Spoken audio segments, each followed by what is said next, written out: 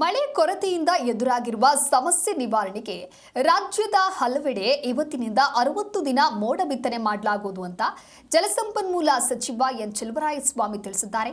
ಶನಿವಾರ ಸುದ್ದಿಗಾರರ ಜೊತೆಗೆ ಮಾತನಾಡಿದಂತ ಅವರು ರಾಜ್ಯದ ವಿವಿಧ ಪ್ರದೇಶಗಳಲ್ಲಿ ಒಟ್ಟು 800 ತಾಸಿನಷ್ಟು ಕಾರ್ಯಾಚರಣೆಯನ್ನು ನಡೆಸಿ ಮೋಡ ಬಿತ್ತನೆ ಮಾಡಲಾಗುತ್ತೆ. ಇದಕ್ಕೆ 28.52 ಕೋಟಿ ವೆಚ್ಚವಾಗ್ತಾ ಇದೆ ಅಂತ ಹೇಳಿದ್ರು. ರಾಜ್ಯದ 27 ಜಿಲ್ಲೆಗಳ 178 ತಾಲೂಕುಗಳಲ್ಲಿ ಮಳೆಯ ಕೊರತೆ ಇದೆ. ರಾಜ್ಯದಾದ್ಯಂತ ಜೂನ್ ಅಂತ್ಯಕ್ಕೆ 42%, ಜುಲೈ ಅಂತ್ಯಕ್ಕೆ 29% ಮಳೆ ಕೊರತೆಯಾಗಿದೆ. ಹಲವು ತಾಲೂಕುಗಳಲ್ಲಿ ಬರದ ಸ್ಥಿತಿ ಇದೆ ಅನ್ನೋದಾಗಿಯೂ ಕೂಡ ಮಾಹಿತಿಯನ್ನ ಕೊಟ್ಟಿದ್ದಾರೆ. ಕೆಲವು ಕಡೆ ಬಿತ್ತನೆ ಮುಗಿದಿದ್ದು ಈಗ ಮಳೆ ಬರದೇ ಇದ್ರೆ ಬೆಳೆ ಸಂಪೂರ್ಣವಾಗಿ ನಾಶವಾಗುತ್ತೆ. ಹೀಗಾಗಿ ಮೋಡ ಬಿತ್ತನೆ ಮಾಡಬೇಕು ಅನ್ನುವಂತ ಒತ್ತಡ ಆಯಿತು. ಅಧಿಕಾರಿಗಳು ಮತ್ತು ಜನಪ್ರತಿನಿಧಿಗಳ ಜೊತೆಗೆ ಸಭೆಯನ್ನ ನಡೆಸಿದ ಬಳಿಕ ಮುಖ್ಯಮಂತ್ರಿ ಅವರು ಮೋಡ ಬಿತ್ತನೆಗೆ ಅನುಮೋದನೆಯನ್ನ ನೀಡಿದ್ದಾರೆ ಅನ್ನೋದಾಗಿ ತಿಳಿಸಿದ್ದಾರೆ.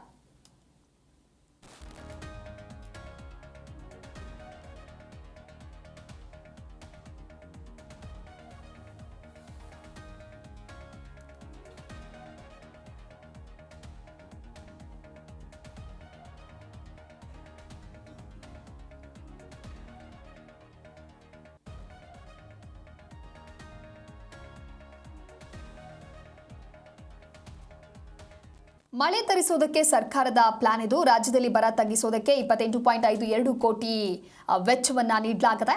ರಾಜ್ಯದಲ್ಲಿ ಬರ ತಗ್ಗಿಸೋದಕ್ಕೆ ಮೋಡ ಬಿತ್ತನೆಗೆ ಅಧಿಕೃತವಾಗಿ ಮುದ್ರೆ ಬಿದ್ದಿದೆ. ಸಾಕಷ್ಟು ಜನ ರೈತರಿಗೆ ಸಮಸ್ಯೆ ಆಗ್ತಾ ಇತ್ತು. ರೈತರು ಬೆಳೆದಿರುವಂತಹ ಬೆಳೆಗಳು ನಾಶ ಆಗ್ತಾ ಇದೆ. ಮಳೆ ಇಲ್ಲ ಅಂತ ಹೇಳಿ ರೈತರು ಕೂಡ ತಮ್ಮ ಆಕ್ರೋಶವನ್ನ ವ್ಯಕ್ತಪಡಿಸ್ತಾ ಇದ್ರು. ಹಾಗೆ 60 ದಿನಗಳ ಕಾಲ ಒಂದು ವಿಶೇಷ ವಿಮಾನದ ಮೂಲಕ ಈ ಒಂದು ಕಾರ್ಯಾಚರಣೆ ನಡೆಯುತ್ತೆ ಅನ್ನುವಂಥ ಮಾಹಿತಿಯೂ ಕೂಡ ಇದೆ.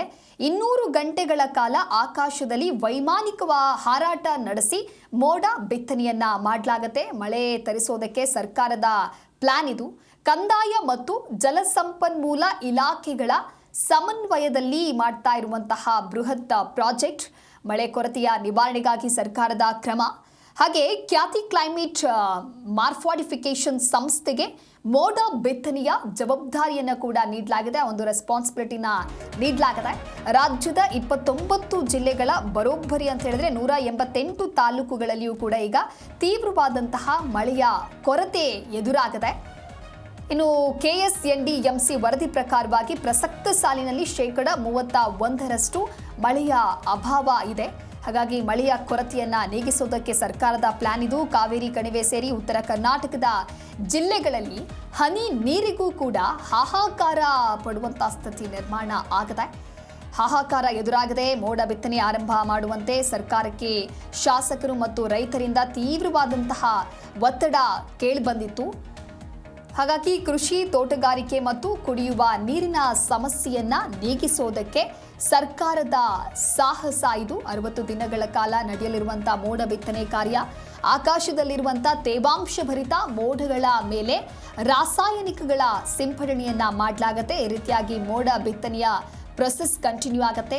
ಸಿಲ್ವರ್ ಅಯೋಡೈಡ್ ಅಥವಾ ಪೊಟ್ಯಾಷಿಯಂ ಅಯೋಡೈಡ್ ಬಳಕೆಯನ್ನ ಮಾಡಿ ಮೋಡಕ್ಕೆ ಇಂಜೆಕ್ಟ್ ಮಾಡಲಾಗುತ್ತೆ. ಆ ನಂತರದಲ್ಲಿ ಮೋಡದೊಳಗಿನ ನೀರಿನ ಕಣಗಳು ಒಂದಾಗಿ ದೊಡ್ಡ ಹನಿಗಳಾಗಿ ಪರಿವರ್ತನೆ ಆಗತ್ತೆ. ಹೀಗೆ ಮೋಡ ಬಿತ್ತನೆಯ ಕಾರ್ಯ ನಡೆಯುತ್ತೆ. ರಾಡಾರ್ ತಂತ್ರಜ್ಞಾನದ ಮೂಲಕ ಸೂಕ್ತ ಮೋಡಗಳ ಪತ್ತೆಯನ್ನ ಹಚ್ತಾರೆ. ಪತ್ತೆ ಹಾಗೆ ಅಲ್ಲಿ ಕಾರ್ಯಾಚರಣೆ ಆಗತ್ತೆ. ನಂತರದಲ್ಲಿ ಸಣ್ಣ ಮಳೆಯ ಹನಿಗಳನ್ನು ದೊಡ್ಡದಾಗಿಸಿ ಭೂಮಿಗೆ ಬೀಳುವಂತೆ ಮಾಡುವಂತಹ ವೈಜ್ಞಾನಿಕ ಪ್ರೊಸೀಜರ್ ಇದು. ಈ ರೀತಿಯಾಗಿ ಪ್ರೊಸೀಜರ್ ಫಾಲೋ ಮಾಡಬೇಕಾಗತ್ತೆ. ಸೊಲ್ಲಾಪುರದಲ್ಲಿ ನಡೆದ ಪ್ರಯೋಗದಲ್ಲಿ 18% 46% ಮಳೆ ಹೆಚ್ಚಳ ಆಗಿರುವುದು ಕೂಡ ಕಂಡುಬಂದಿದೆ. ಸೊಲ್ಲಾಪುರದಲ್ಲಿ ಒಂದು ಎಕ್ಸ್ಪೆರಿಮೆಂಟ್ ಅನ್ನು ಕೂಡ ಮಾಡಿ ನೋಡಲಾಗಿತ್ತು. ಭಾರತೀಯ ಉಷ್ಣ ವಲಯದ ಹವಾಮಾನ ಸಂಸ್ಥೆ ಅಂದರೆ IITM ಮಾಡಿರುವಂತಹ ರಿಸರ್ಚ್ನಲ್ಲಿ ಇದು ದೃಢಪಟ್ಟಿದೆ. KSNDMC ಸಂಸ್ಥೆಯಿಂದ ವೈಜ್ಞಾನಿಕ ಮೇಲ್ವಿಚಾರಣೆಯನ್ನ ಮಾಡಲಾಗುತ್ತೆ. ಹಾಗೆ ಫಲಿತಾಂಶದ ಮೌಲ್ಯಮಾಪನವನ್ನು ಕೂಡ ಮಾಡಲಾಗಿದೆ.